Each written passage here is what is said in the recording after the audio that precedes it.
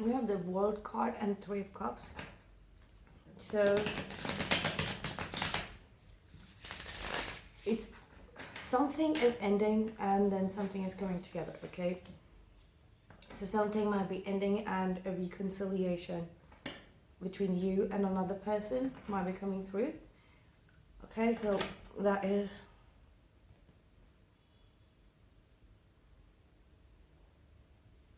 something transformative. This reconciliation is being transformed. In a sense, either someone is someone you or you are both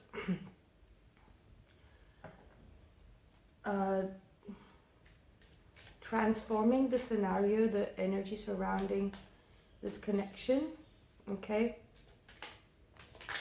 that you'll have got going on.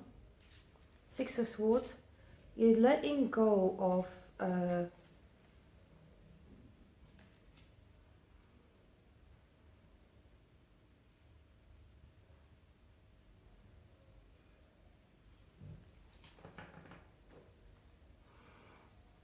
you're letting go of something which is coming out as either wishful thinking, either you're letting go of that wishful thinking, or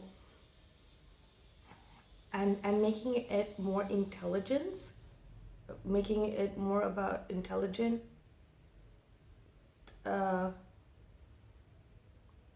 then you are getting out of your logic completely. And because you feel very passionate about each other, both of you are in the same sort of energy bracket. Look at that. You have the Queen of Swords, and then you have the Queen of Wands, and then you have the Queen of Pentacles here. Okay. Somebody's holding back. Somebody's holding back. It could be because of some sort of energetic attacks that are going on. It's the only way forward. If you have to build a way forward, the best thing to do right now is to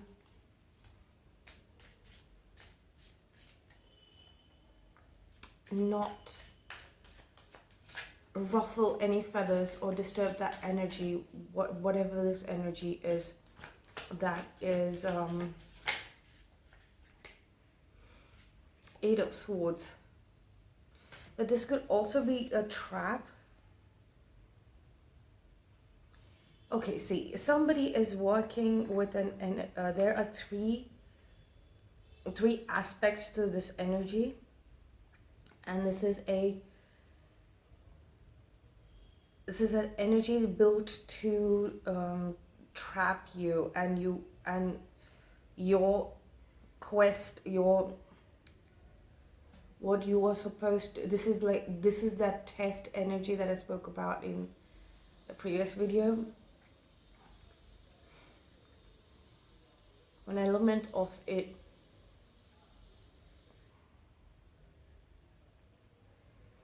is to trap you. The reason for it is to trap you in a mindset, keep you working within the mindset of a person who is being tested, okay? And now you have to study or you have to refer to something beyond intelligence, and you have to call in the energy so that it can shape your mindset in such a way that you can escape this scenario of constantly being tested, okay? The Hermit.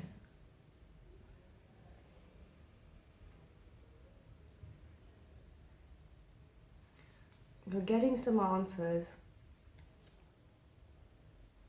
Ten of Cups.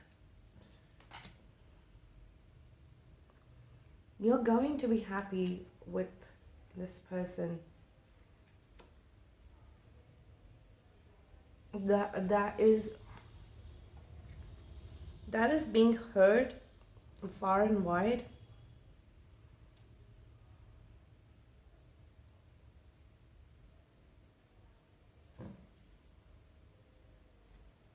Somebody's checking the astrological aspects as well. They're consulting the stars. Somebody might be meditating under the stars. A Four of Wands, the stability. There's some sort of stability that you're going to gain. Nine of Swords. Again, this is a very back and forth energy. This is a very back and forth sort of the the test is basically to see how long y'all are kept going back and forth. Okay, y'all are kept going back and forth between, okay, you've learned to escape the trap, but then you fall back into it, and then you decide to let go of the connection, and then it comes back to you, and then you question its stability. It's that sort of a vicious cycle. It's that sort of a mind trap, okay? So just please be careful would be my suggestion. Two of Pentacles, look at that, keeping going on back and forth about this connection. Five of Cups, and then eventually regretting going the other way, or picking the option where y'all are not together. Okay, so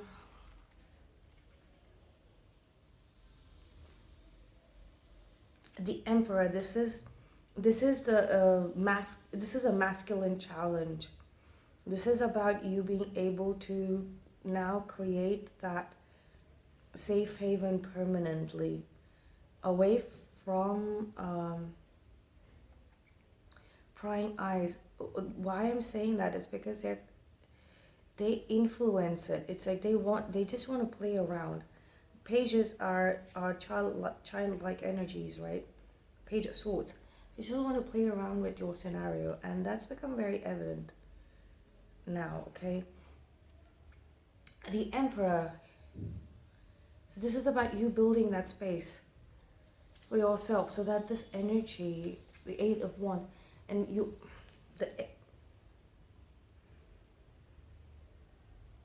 this can be, so the Four of Wands and the Eight of Wands, that combination is telling me that you should be aiming for, what you should be aiming for is to permanently bring in the energy in your material world, as well as your mind, wherever you're heading.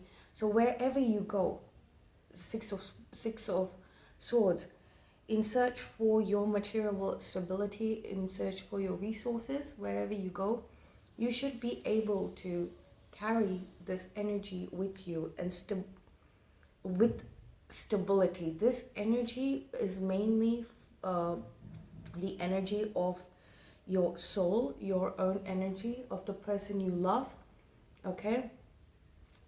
Energetically,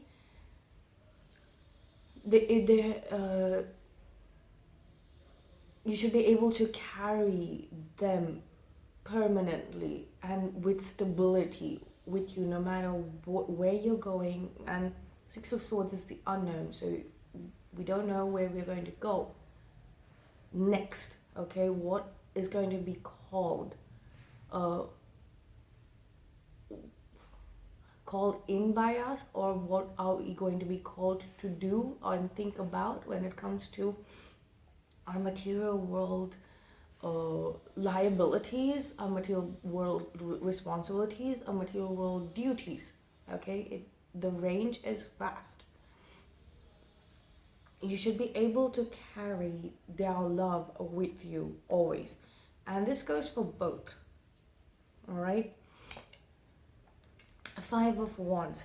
This is opinions of others. Like I said, we have the Ten of Cups. As soon as you call in this energy, and there is a bit of stability here, as soon as you're able to call in the energy of your love, when you feel that yes, it is now safe, you have healed, now it's time for you to call it in, bring it back home, the energy of your love,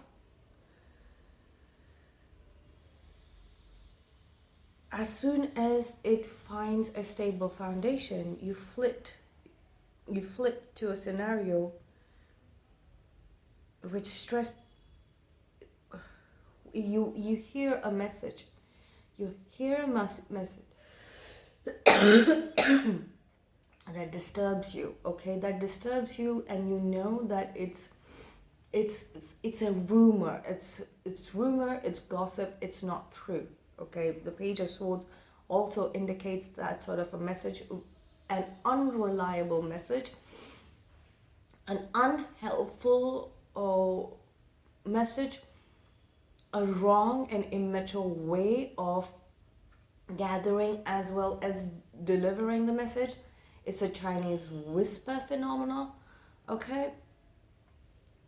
And then it sends you down this anxiety, like, anxious state of mind, because there's too much information. Of course, there's too much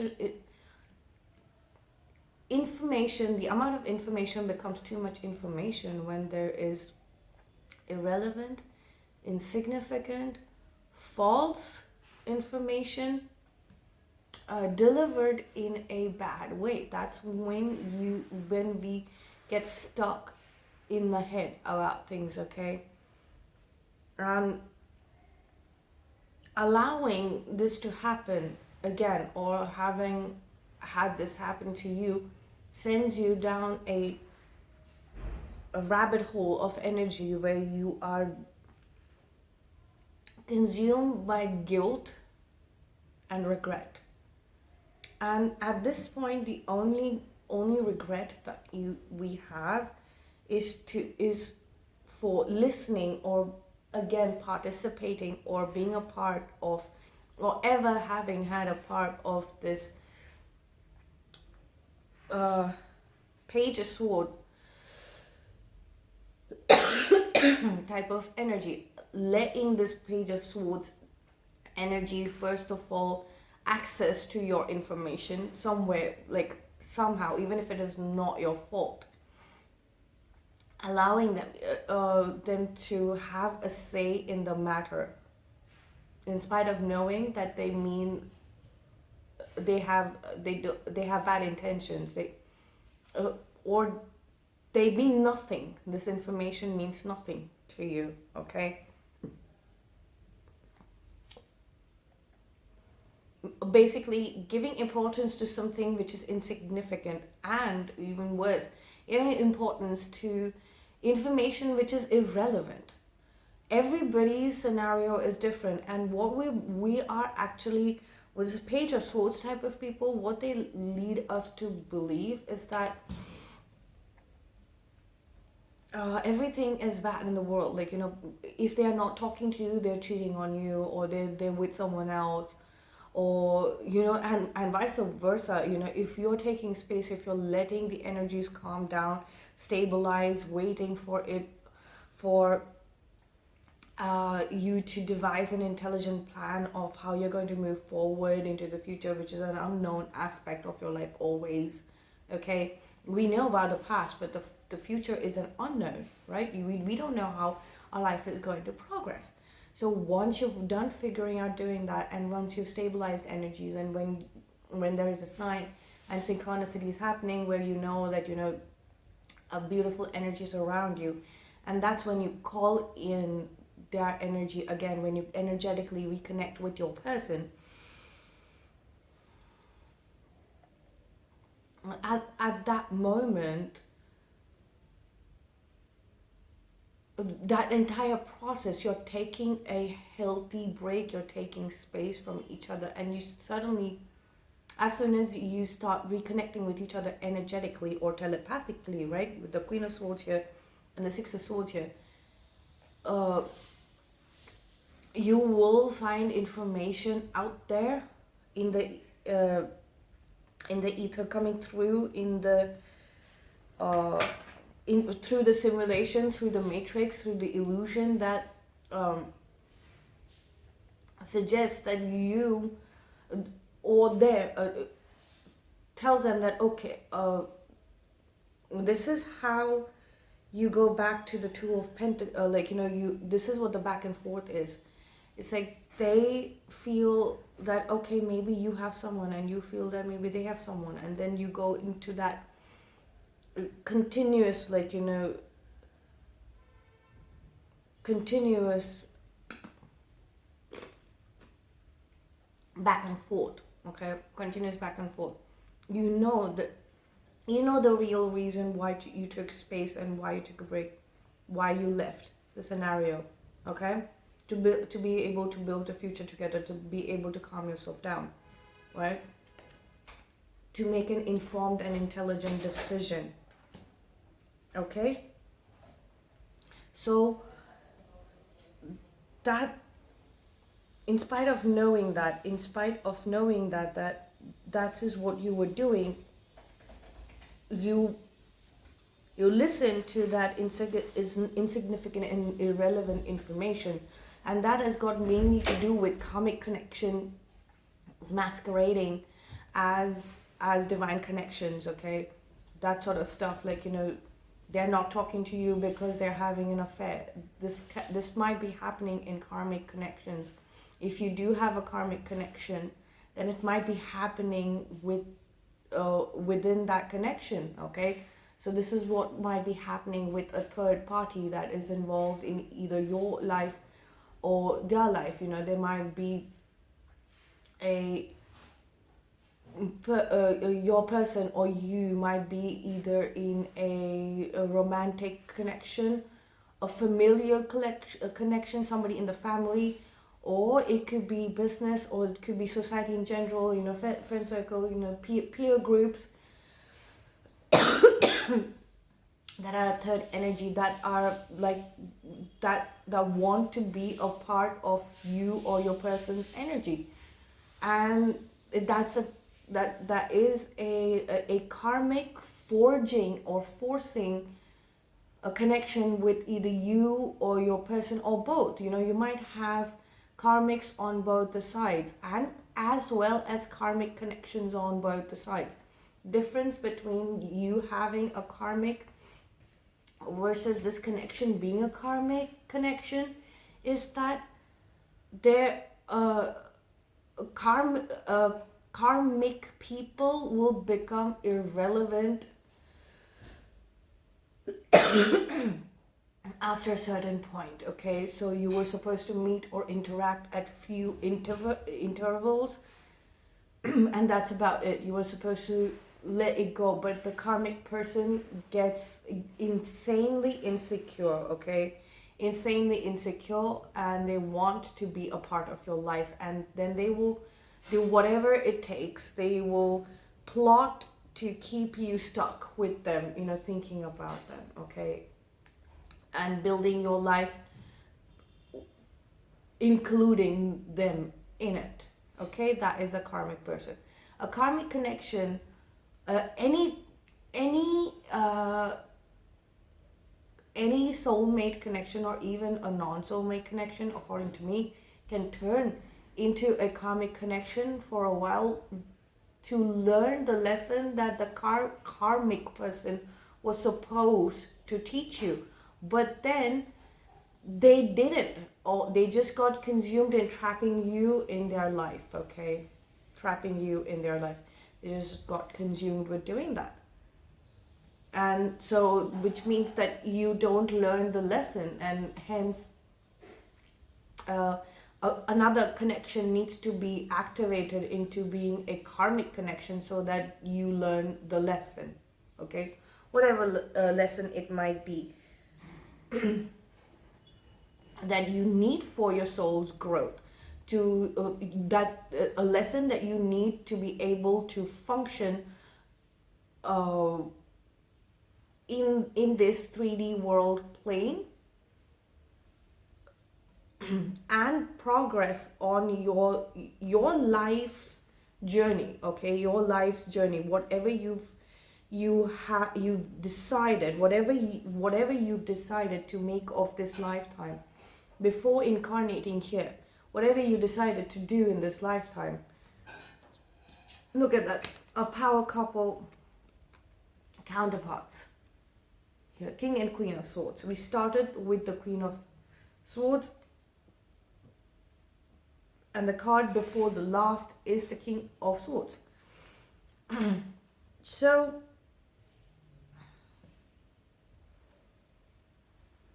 that is what a connection that has turned into a karmic connection will teach you. But again, if the karmic energy is too heavy, and if the karmic energy is about if it's all about people building mind traps after mind traps and mind games, laying out mind games after mind games, then that karmic connection, whatever connection has turned karmic, that will also King of Wands. We have the Queen of Wands, we have the King of Wands. That karmic connection also will need to go through a timeout. We have the Hermit card here. Will need to go through a timeout. So to restructure, reorganize our thoughts, and to reorient our mindset, our mind frame, to help us go back to the original plan, the original purpose, the reason for our incarnating over here. Okay, so these are healthy breaks. So this is what I'm noticing, like basically you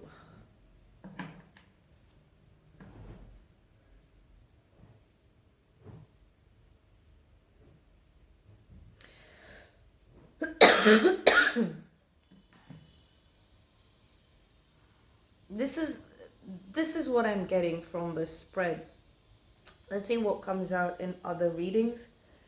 Okay, Five of Wands. It's like there's some sort of battle with snakes going on here. Okay, you might be. We have the Five of Wands here. There's a snake here, and then we have the King of Wands here. There's a snake here. It's like you having to shut people up, like shut them up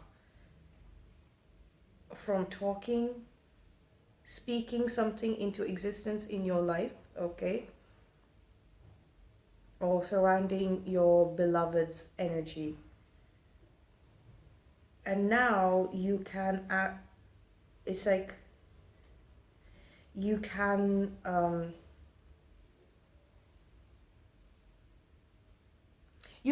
one, ignore it very easily, okay?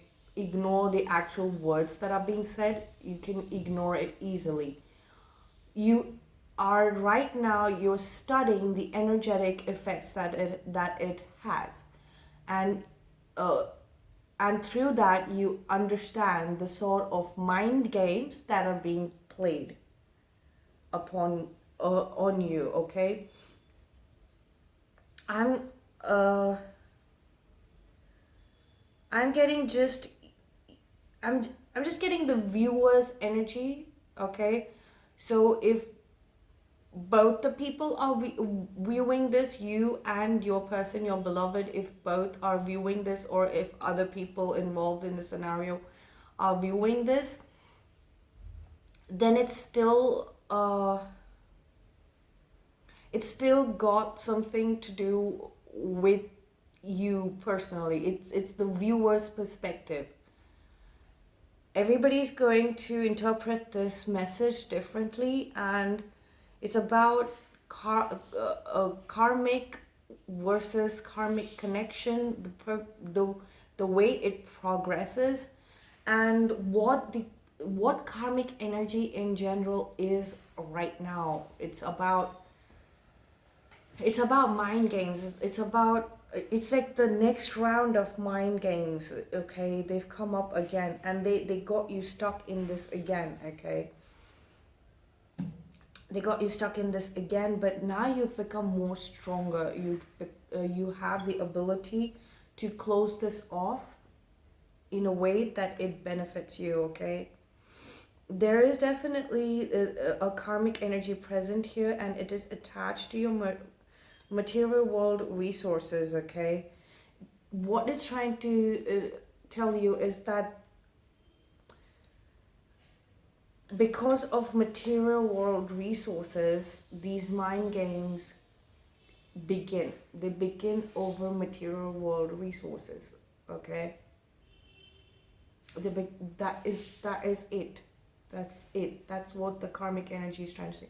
And I think that this is a very, very easy topic to comprehend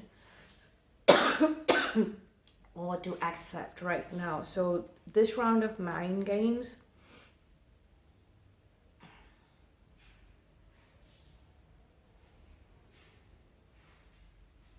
you're going to be able to fight them off very, very easily, okay? So that's all I have for you for this reading. I will see you in the next one.